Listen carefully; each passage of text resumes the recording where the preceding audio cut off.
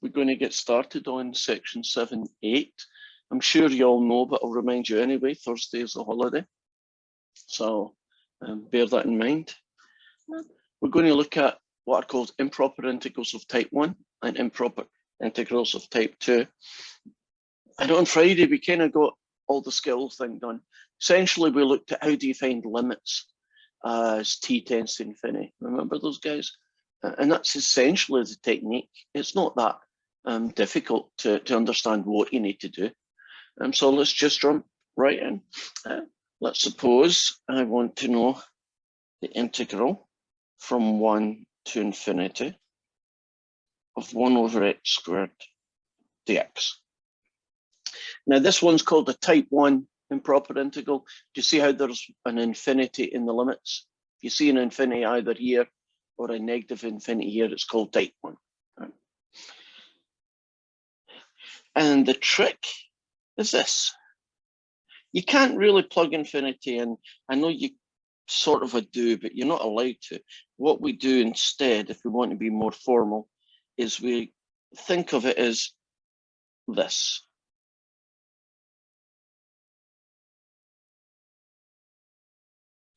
Would you agree the limit as t tends to infinity of this integral is the same thing as that? You see the logic of it. We're just making t go infinite and doing 1 to t. Then we move on, and if I'm going to find an integral, and don't overthink these things, because a lot of the integrals, at least in the beginning, are not too difficult. If I'm going to integrate 1 over x squared, would you agree you have to call it x to the negative 2? Does that make sense? Right, now,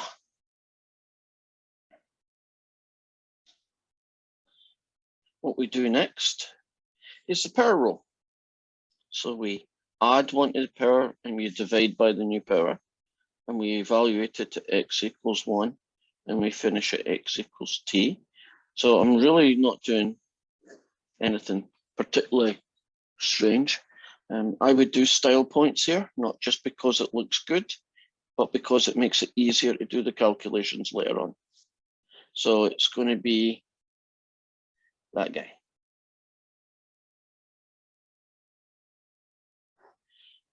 And we now have the limit as t tends to infinity of negative 1 over t, take away negative 1 over 1.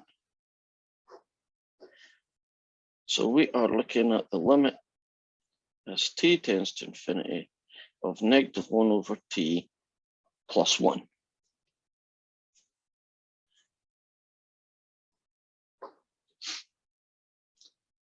Does that seem pretty straightforward? Right, let's finish it off.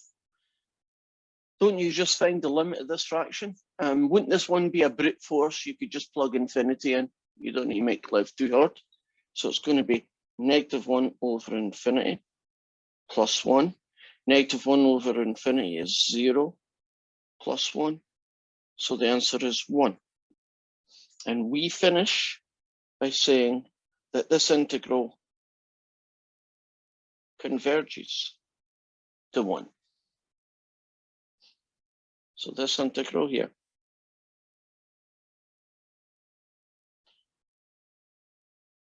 converges to 1.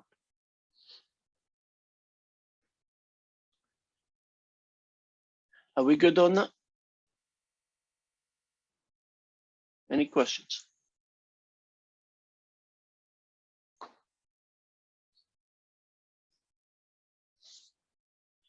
Went for a new pen. Oh, I've got time on.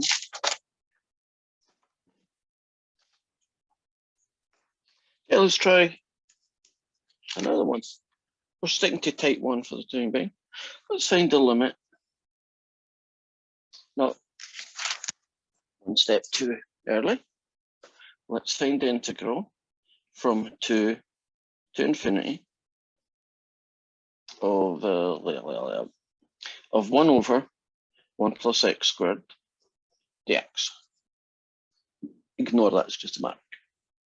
So it's going to be the limit as t tends to infinity of the integral from 2 to t of 1 over 1 plus x squared dx. Are we okay with step one, where you take the infinity and replace it by a t and then make the limit as t tends to infinity happen instead? We good with that? Okay, so this one doesn't really require very much because it's good to go. What is the integral of 1 over 1 plus x squared? That is, I have a good memory integration. In other words, you just know the answer. Inverse tangent? It's inverse tangent. Evaluated at x equals 2 to x equals t.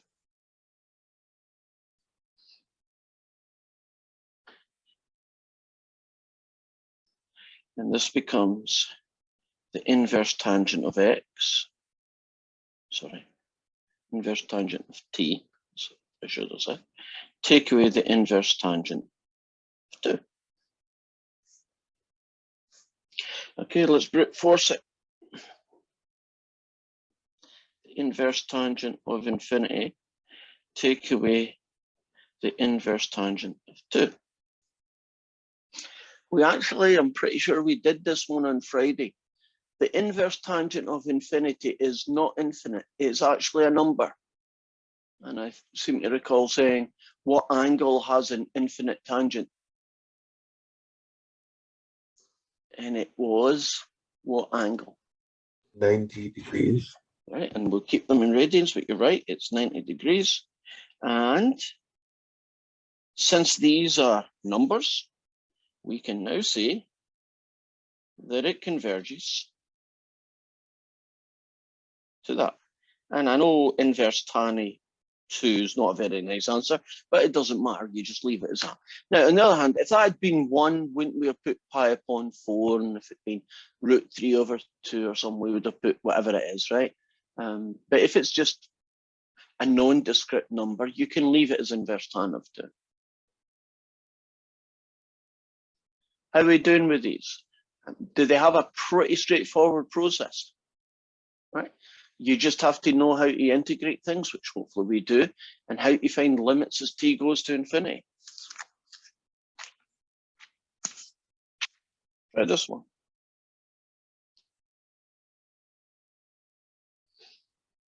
I'll put a 10 there just to be different. There. Do you think that one is going to converge or not?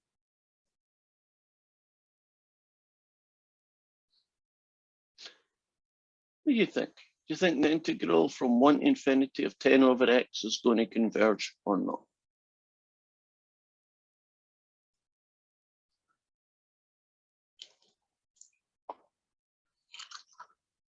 It should converge, right? Let's That find would out. be, the integral of that would be 10 natural log x. Correct. Do you want to change your mind now? Oh, x natural log.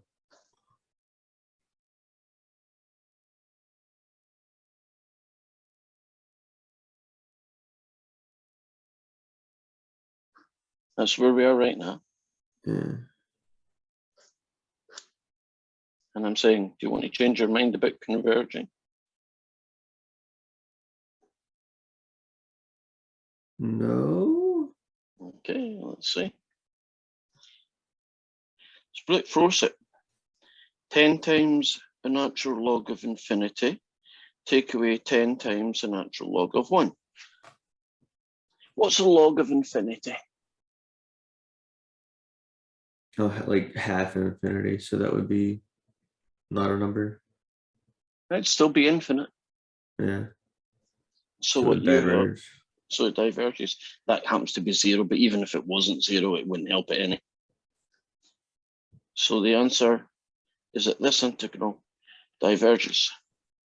Now, I want to show you something that is counterintuitive, which is why I think you were probably thinking that it should converge. If you do a sketch of 1 over x squared, it kind of looks like that. And if you do 1 over x, it kind of looks like that. Would you agree there's not a lot of dissimilar? They look very similar. Agreed? Mhm. Now, if we take the integral starting at 1 and we go to infinity, we're trying to find this area. And we've just found in an earlier question, was it 1 over x squared? We did it. Yeah. That this answer here, rather nicely, right, this integral here, ends up being 1. So the area under that curve is 1, even although to the right it continues forever. The amount of area under that is minuscule. So the entire area does converge to 1. Now in this guy, the 10 is not the important thing. It looks very similar. The only difference is that this bit here is a little bit of overemphasized. It is a little bit higher. So there is a kind of sweet point between these two. Can you imagine that if you have to go low really quickly to converge, if you take your time, even if only a little bit, like this one's only a little bit slower at doing it, it diverges.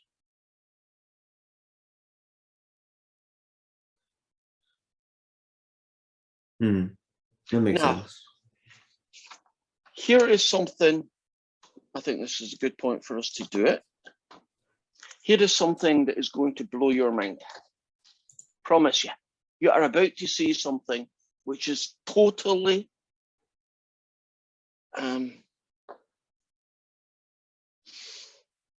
doesn't make sense. Totally counterintuitive.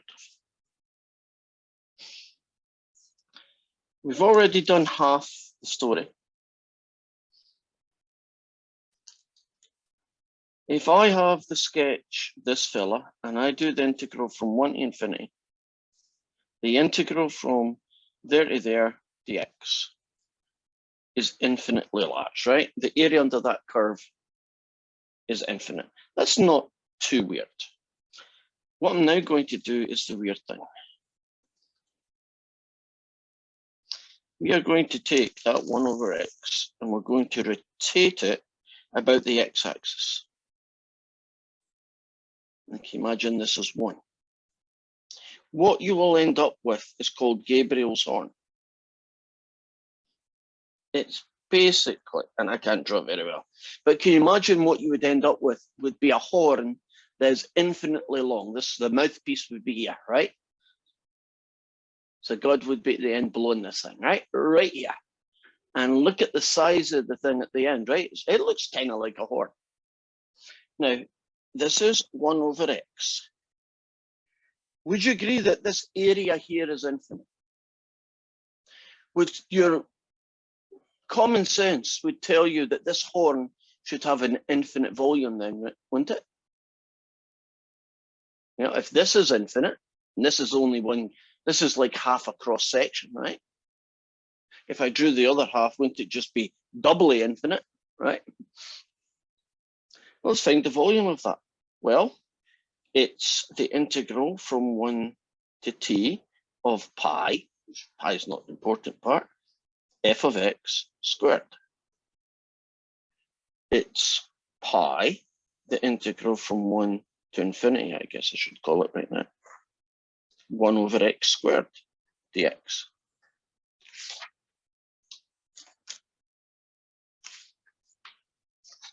There's 1 over x squared. Yeah, we'll do it from scratch. So it's going to be the limit as t tends to infinity of 1 to t, stick the pi there, x to negative 2 dx. It's going to be the limit as t tends to infinity. Add 1 to the power, divide by the new power.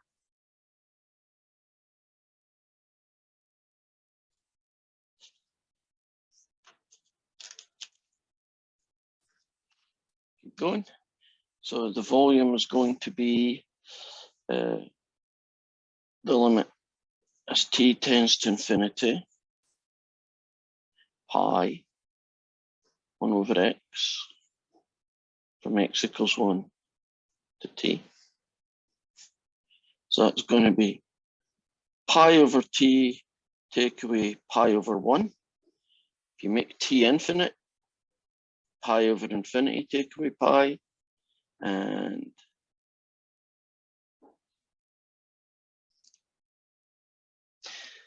pi over infinity is 0. Oh, I forgot my negative. That explains it. So, there we go. And that gets me 0 plus pi and pi. The volume of that is pi. So how can a shape have an infinite area but a finite volume?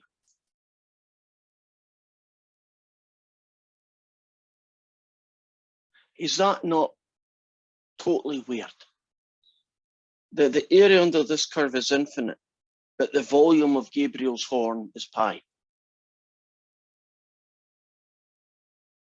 That means that you could fill this up with pi gallons of water, right? You could fill this thing up with pi gallons of water, but you couldn't paint its inside. How on earth can both of those be true at the same time? Yet they are. Because pi infinitely repeats. Hmm? So Well, I you'd know be pi is an constantly adding infinitely number. repeating decimal, but physically, can you imagine a shape that you can fill it up with paint, but you can't paint the inside? That sounds totally, and it is, except it's true. It sounds totally weird. Gabriel's horn, look it up. It also has an infinite surface area, which you don't know how to calculate yet, but when you do, you'll find it. Let's try this fella. The integral from negative infinity to 1, just to be different. And let's put in fractional powers now. Now, when it's a negative like this, all you do is let t equal negative infinity, and then you can do from t to 1. Are you happy about how you fix minus infinity? So it's not really a biggie. Now, how am I going to rewrite 1 over the cube root so it's going to be in a better format for integration?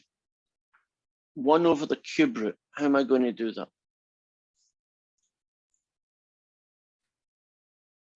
Negative 1/3. Agreed. You agree with that? Cube root on the bottom, negative 1/3. Well, that's going to be the limit as t tends to negative infinity. If you add 1 to that, you get 2/3, and you divide by it, you get 3/2, and then you're going to evaluate it from t to 1.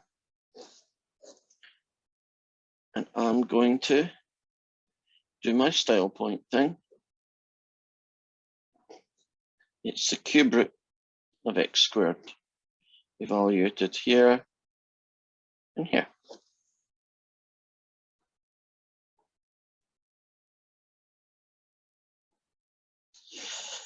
So it's 3/2, the cube root of 1 squared, which is 1.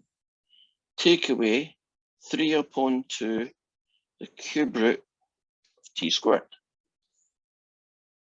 Let's brute force it then. That's 1, so 3/2. Take away 3/2, the cube root of infinity squared. Okay. Cube root of infinity.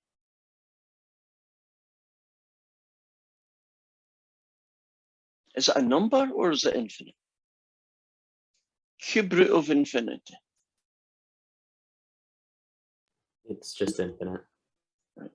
And so what we have here is that this thing diverges. And the reason it's negative is it's probably below the x-axis, but it still diverges.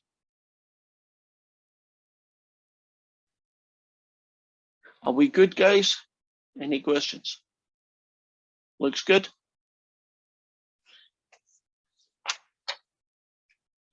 Let's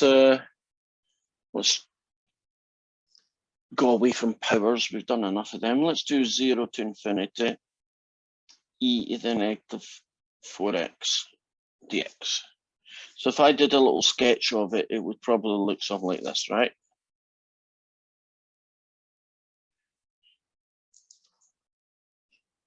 So it's going to begin with let t go infinite. Do the integral from 0 to t of e to the negative 4x dx.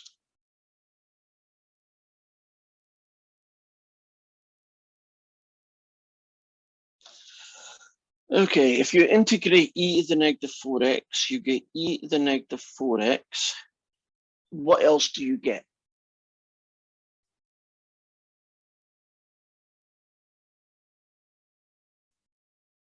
Over -4x. Yeah, so I'll call it negative a quarter, but what you said is correct. X equals 0 to x equals t. You might not need the next line because in a way it's kind of breaking style point rules because that is the right way it should be written. I'm going to write it this way.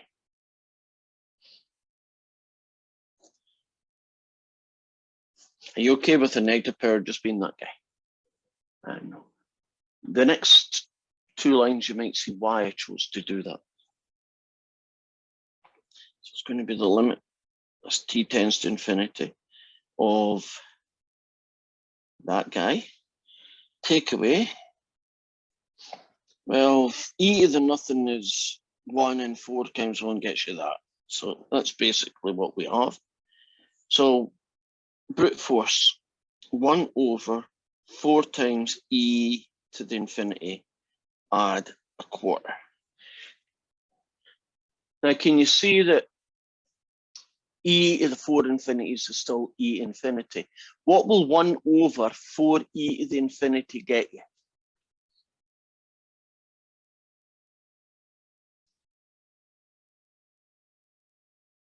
What is 1 over 4 times e to the infinity?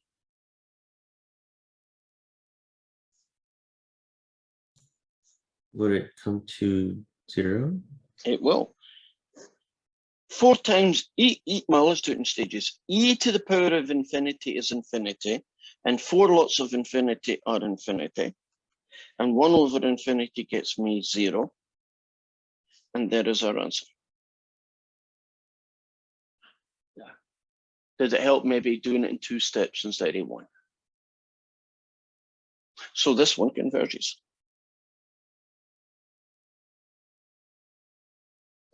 Now, the reason why I decided not to leave it like that is if I had asked you, what does that become? Do you see it's a little bit harder to figure out what e to the negative infinity becomes? Because there's a temptation to think that the answer is infinite, isn't there? Because e to the power of infinity is infinite. You might not understand that the negative kind of changes the game, doesn't it? Quite a bit. So that's the reason I chose to do that. That particular question is similar to 4th.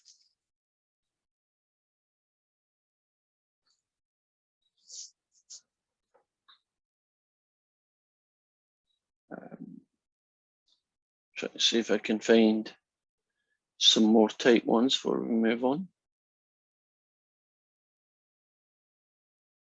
Yeah, this is question 8.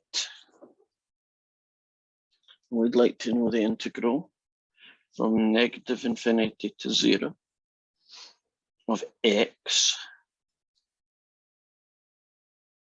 over x squared plus 4 cubed.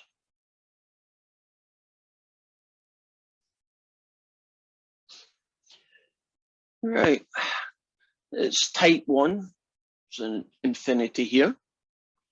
So I'm going to do the limit as t tends to negative infinity of t to 0.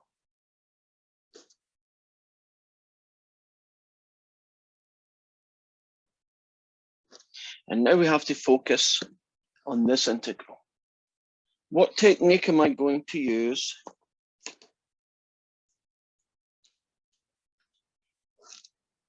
to do that integral? User Agreed? Who's the u sub going to be? x squared plus 4. So differentiate with respect to x, do the crossover, and divide everybody by 2x to isolate the dx. Pretty standard kind of guy. Now what I'm going to do now is not use those limits of integration for a while until we get the answer back to x's. So I'll just write that down. So we have an x, we have a u cubed, we have a 1 over 2x, and it's a du. So I'm just going to go through the process here. That's going to be 1/2 1 over u cubed, which I'm going to call u to the negative 3.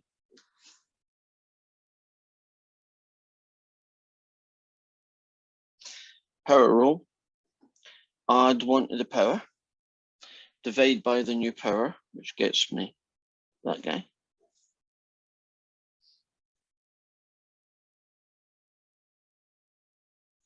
Rewrite this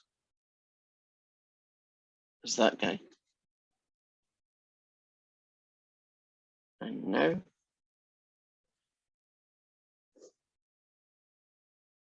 that it's back to the x's, at that point, I will put x equals t to x equals 0. Are we pretty comfortable about that? It's a pretty standard u sub question. So, I'll have to do here. So the limit as t tends to negative infinity. Right, if you plug in 0 here, you get 4, and 4 4s get you 16, so it's negative 1/16. Take away negative 1 over 4 lots of t squared plus 4.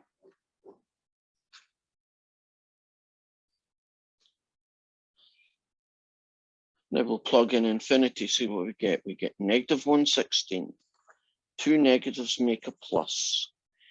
And won't infinity squared plus 4 still be infinite? And 4 infinites get me infinite. Are you happy about it's 1 over infinity? Which means it's 0. So this guy converges to negative 1/16. And the reason it's negative is that if you look at this curve, at least from negative infinity to 0, you'll find it's below the x-axis. So that's all you're registering, that it's beneath an x-axis area.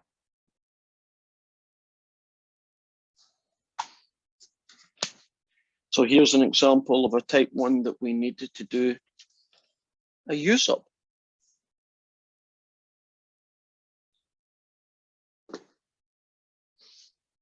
I don't have time to do too many of those, so let's see if we can talk about a couple by looking at the homework.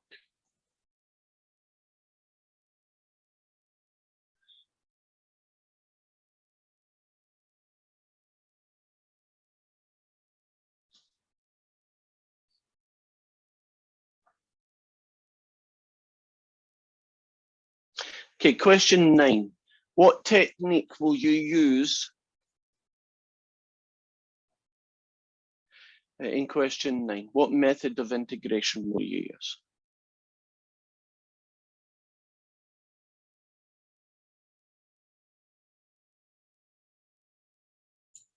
U sub would work, right? Correct. What would the u sub be? 6 6 plus EX. Sorry Agreed. for interrupting. No, that's cool. I'd rather have two people than nobody. What about question 10 then? What technique will you use here?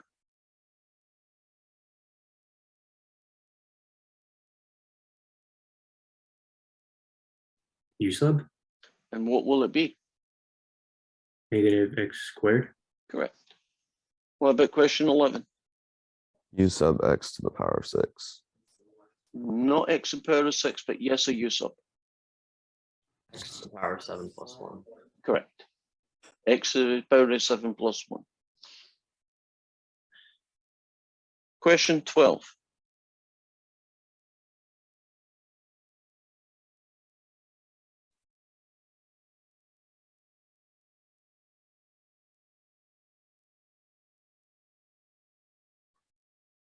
Would that also be a U sub?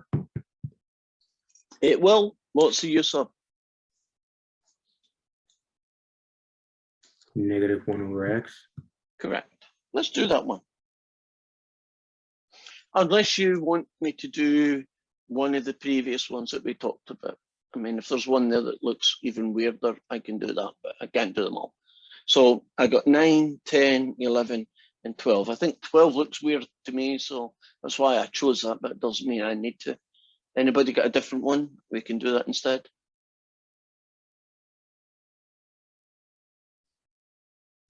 Okay. So it's 6 to infinity, e to the negative 1 over x squared dx. So we're going to go through this pretty much tried and tested technique where we turn it into a limit as t tends to infinity. We then integrate it, and then we plug it in and see what happens. Right? So it's going to be the limit as t tends to infinity of essentially this integral. So it's going to be 6 to t e to the 1 over x squared dx. And if I'd planned ahead, I would have put it over here.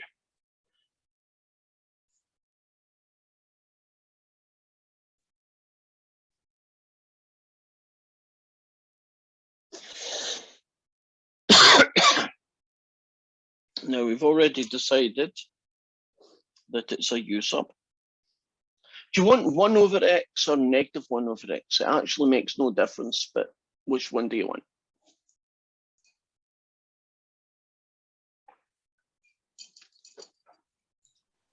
Can we do 1 over x? The 1 over x gets a jump. Now, if I'm going to differentiate that, I'm going to convert it to a negative power to make it easier. When you differentiate it with respect to x, you multiply by the power, and then you reduce the power by 1. And then style points. Right, when I do the crossover, we're actually finished. I've already isolated the dx. So it's going to be the limit as t tends to infinity of 6 to t. And I probably shouldn't have put them in, but it's too late to rub them out. So this guy becomes e to the negative u. Are you happy about the negative u because we only used 1 over x? Over x squared times an x squared du. I have a question. Yes. When we were working with the u sub and the No. side issue, what happened to the negative? Oh, okay, never mind. I missed it. That's what happened to the little darling.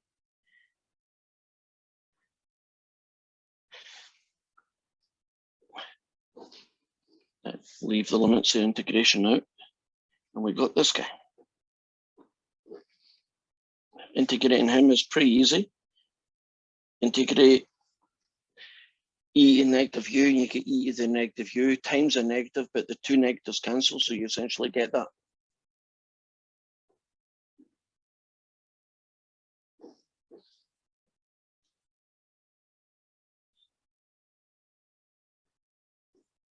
So it now becomes e to the negative 1 over x, evaluated at t equals 6. T equals 6, at x equals 6, and at x equals t. That's what I meant to say. Now that becomes the limit as t tends to infinity of minus 1 over t, take away e to the minus 1 over 6. Have you noticed that in this question, I left it as a negative power? And I'm doing that just to show you why you shouldn't leave it as a negative power. Because I'm now going to put infinity in. So it's e to the negative 1 over infinity, take away e to the negative 1/6. Well, that's ugly, but we can live with that. What does e to the negative 1 over infinity become? Is it infinite or is it 0? What do you get? 0. Uh-huh. You agree? So if I write it down as that guy, what do you get now?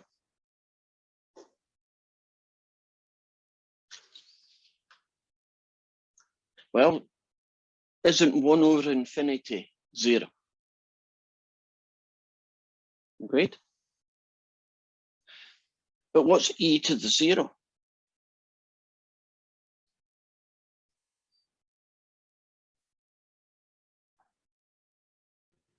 It's 1. Do you see how those darn negative powers can screw up your answer?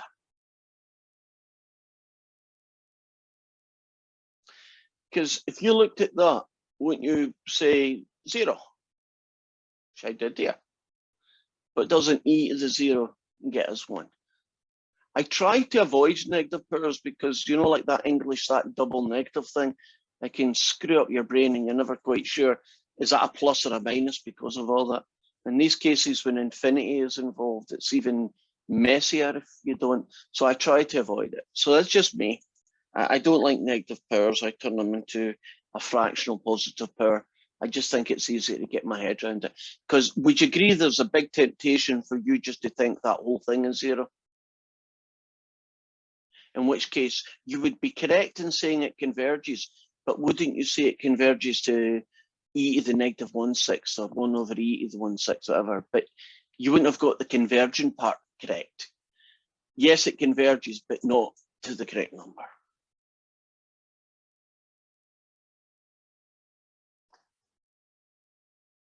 I like that question. So let's show you a stupid question. Stupid? That doesn't sound plausible.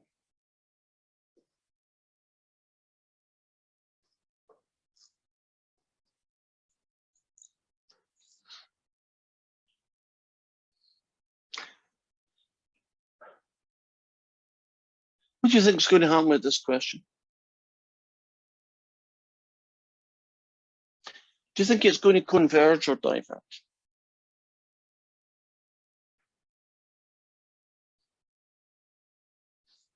If you draw a sketch of it, it looks like this.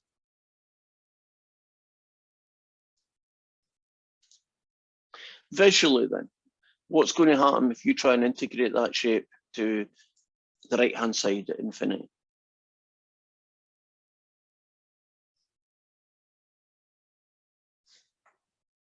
What would all this add up to?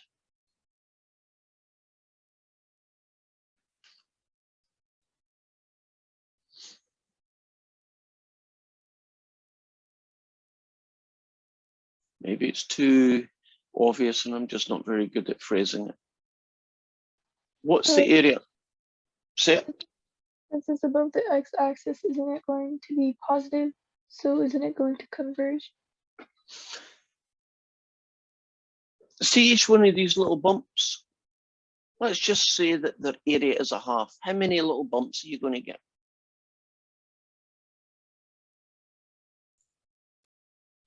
Because they're all the same size. You get an infinite area? And yes, you get an infinite area. So this one diverges.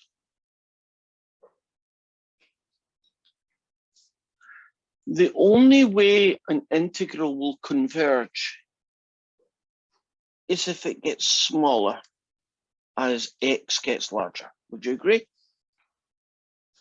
If on the right hand side, if it doesn't get smaller and smaller and smaller, won't the area just get bigger and bigger and bigger?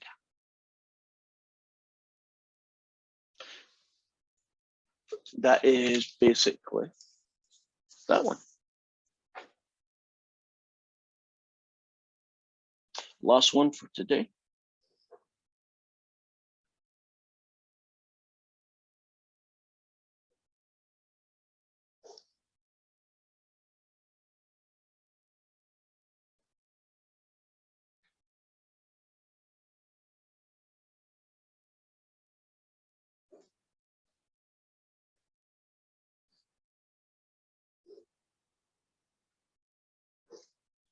Do you recognize 1 over x squared plus x as an integral? And the method you'd use to integrate it. 1 over x squared plus x. Yes. You split it up into x and x plus 1, right? And what kind of guide does that look like to you now? What method would I be using? General algebraic. Could I use a cover up? Or, oh yeah, you could use cover up, sorry. No? You would have eventually got the right answer that way. Can you trust me that it ends up? And I'm going to do a double check in this in a second, but I know it's a half. I'm just trying to figure out which one. Yep, looks right to me. Half. Negative half. Yep, that's the one you get. So.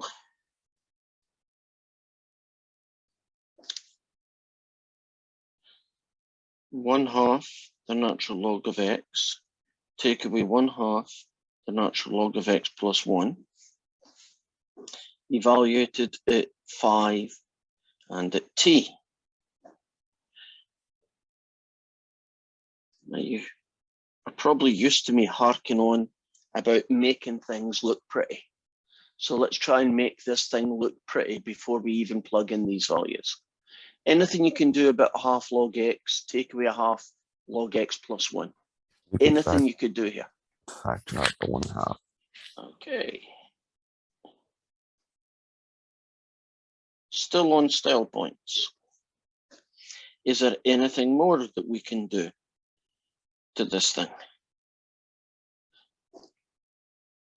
Can you combine the logs? You can. And 2 logs subtracted give you a log of a division. Agreed?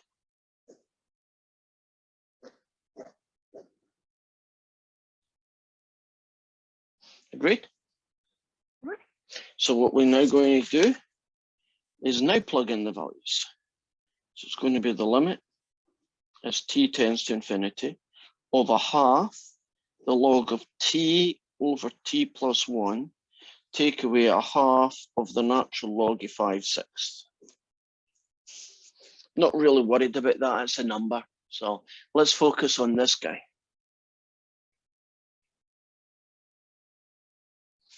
I'm running short of room, so I'm going to talk through what this guy is.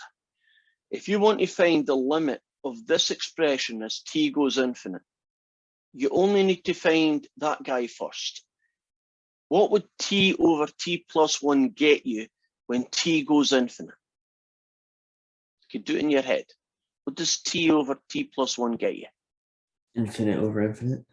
All right, we don't want infinite over infinite because that's kind of hard. What other thing is infinite over infinite? In this case, not always, but in this case, it's true. From L'Hopital's, wouldn't it also be 1/1? Right, which is what we're looking for. So it'd be 1. So this guy becomes 1/2 the natural log of 1. And if I put a little baby L in there, can we pretend I did that? Because I don't have enough time to write it all down.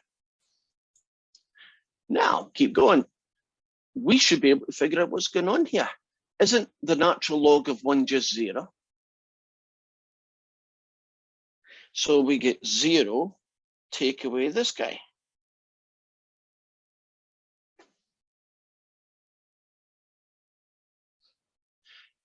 Which means that it converges. And you might be thinking, wait a minute, that doesn't match the picture. If you draw a picture of this guy, it looks something like this.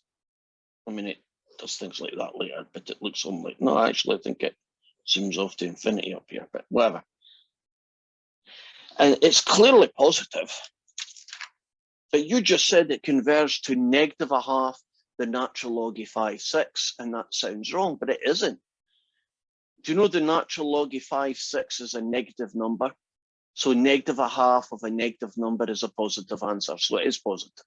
It just looks like it's negative, but really, if you put that into your calculator, it'd be a positive thing. So it actually matches exactly what we thought it would do. And put your last name down. And we are finished for today. I'll hang about for any questions, but we are good to go. And isn't Gabriel's horn weird?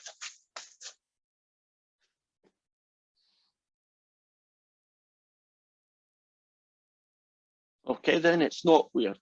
The rest of you are that used to weird stuff now that I could tell you 1 + 1 is 5 and you'd think, yeah, I guess it could be. Ismail, is that where your brain set is now? If I told you that up was down, you could say, yeah, maybe it is sometimes. Yeah, it's just the third derivative of up. Yes, there'd be some mathematical way of making it happen. But Gabriel's horn, how can something have an infinite area but a finite volume?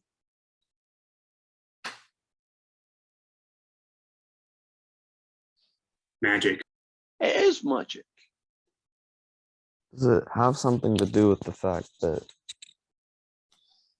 when you have a repeating sequence, the sequence can go on forever, but the sum of the sequence could equal, say, like 1/2 or something?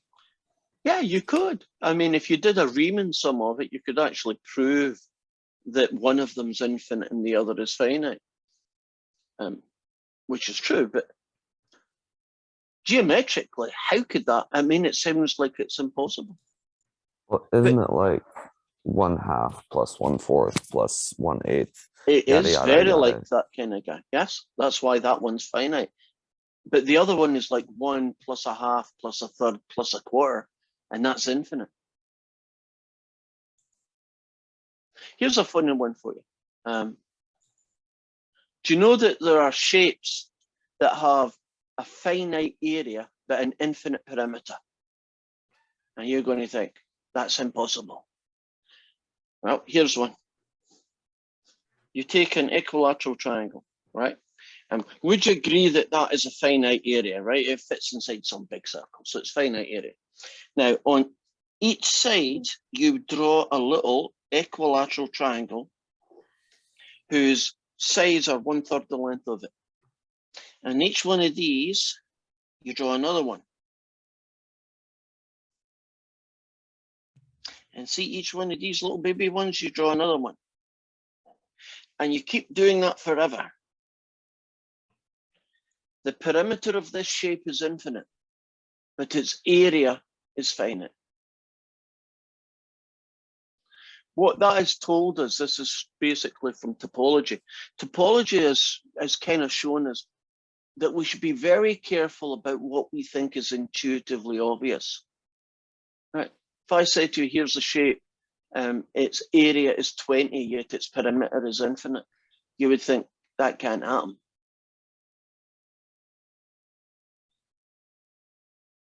It's actually quite a common shape. I'm not sure what its name is, but it's made up of equilateral, it's like a Mandelbrot, right? It's an equilateral triangle with lots of, if you zoomed in and in and then there'd still be lots and lots of little baby triangles. And although they get smaller and smaller, they do it in such a way that the answer is infinite, you know, like 1 + 1/2 + 1/3 + 1/4. Each of the bits are tinier than the ones that came before, but together they still add up to infinity. I think the name is a fractal. Fractal. Yeah, a Mandelbrot is just a subfamily of the fractals. I think it was a guy called Mandelbrot who did a lot of work on it, and so they kind of named him after him. Pretty clever guy. I thought that was fun. Right, any questions? I do have a question about number 8. 8. Have I got it handy? Because I may have just screwed up, me. This one? Yeah, so towards the end, I was just wondering, would the answer that we got have been different if when we changed the u back into x's, we kept the quantity squared? Would that have any effect on the answer? If we kept the quantity squared, I'm not sure 'Cause what you mean. in the denominator, you have 4u Oh, this guy squared. here? Yeah, What squared on it? Squared again. Oh, yeah. So basically, I had another 4, so I get 64.